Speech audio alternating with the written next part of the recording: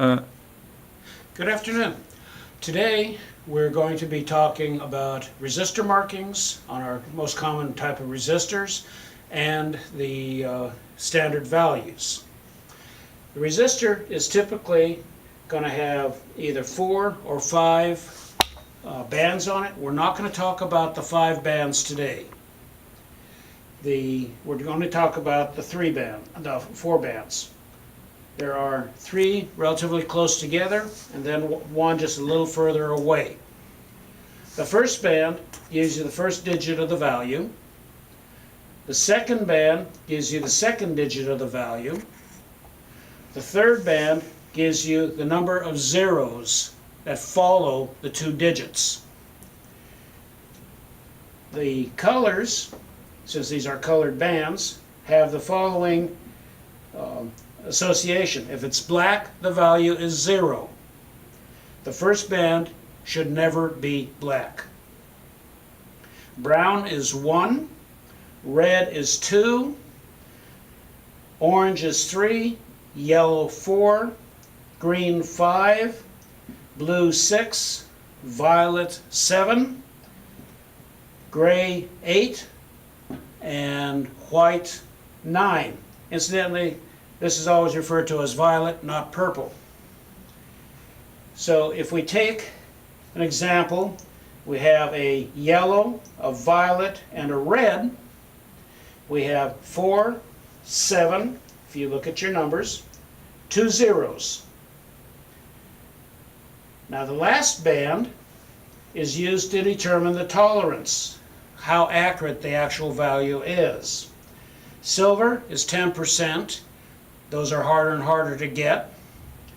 Gold is 5%, which means it is better, and it is now replacing the silver, the 10%.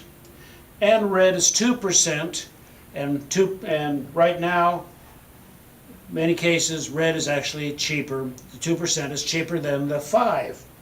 So in our example, we have a red, so it's a 2% value.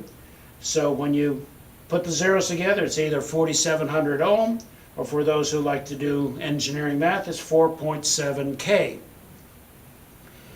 What happens if you get 2 numbers, let's say 4, 7, but you want the decimal point between them, like 4.7 ohms? Well, it'll be yellow, violet, and then to indicate the fact that there are no zeros following it, it'll either be gold or silver. Gold means the decimal point is going to be between the 2 digits. So in this case here, it is 4.7 ohms. If the third band is silver, it means the decimal point's in front of the first digit. So you can have point something something ohms. The resistors come in standard values, and we have what we call the 10% breaks. There are 12 values in there, and we have them here listed. I'll read them off in just a moment. And we have the 5%, 2% breaks, which are 24 values.